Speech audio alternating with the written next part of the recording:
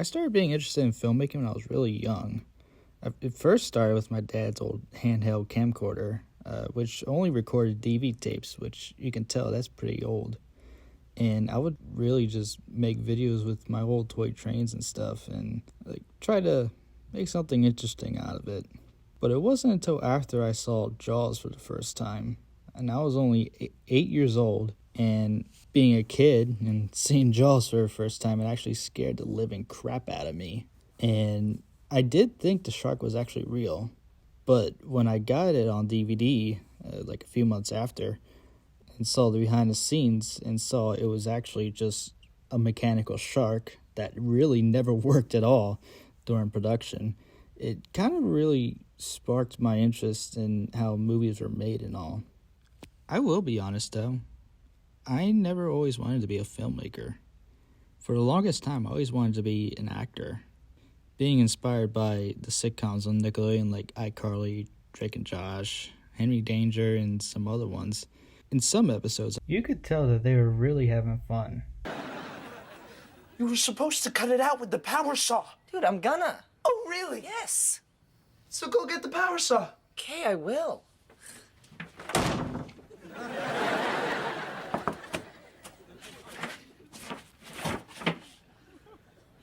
I see the problem. Oh, do ya? Just seeing that honestly kind of inspired me to learn how to do some acting. And I even had other inspirations too, like Steve McQueen, Burt Reynolds, Paul Newman, and all these other actors that I'd seen in movies or heard about. And at the time, I thought I could be a good actor.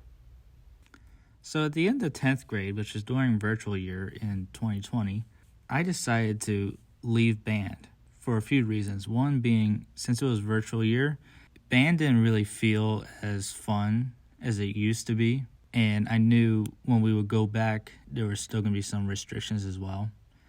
And the second reason being, I had done band for at least 6 years by that time. And I felt like it was time for me to move on and try something new. And so I left band, and at the beginning of 11th grade, I joined drama and started to learn how to act a bit. And I'll be honest, when it came to memorizing lines, I was not good at memorizing lines. I really struggled at it. I was good with improv, but with remembering lines, it was a real struggle, and I still have a hard time remembering lines. I did have a lot of fun in the class, though. I did meet some good friends who were also into filmmaking and acting, and they also helped me with memorizing lines and helped me with acting in general. And I did have a lot of fun with learning how to develop my character and how to do reactions and gestures and all these other things too. But with all that, I never made it into the school plays. I auditioned and everything, but I never got in, even for the smallest roles. But during that time, I still had a little interest in filmmaking, because before 2020 and everything, I had done some stuff with a few friends of mine and done stuff on YouTube and all these other things and little skits and stuff. They were really fun to do.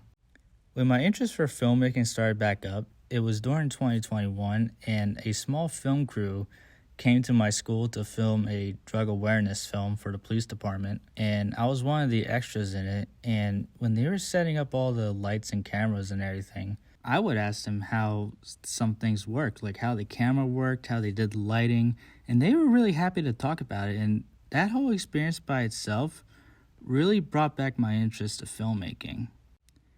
As time went on, I've started to find a lot of behind-the-scenes documentaries and featurettes on YouTube about how some of the movies I had seen were made. Films like Bullet, Authenticity. This The Towering Inferno, Irwin Allen's production of The Towering Inferno. 7-Ups,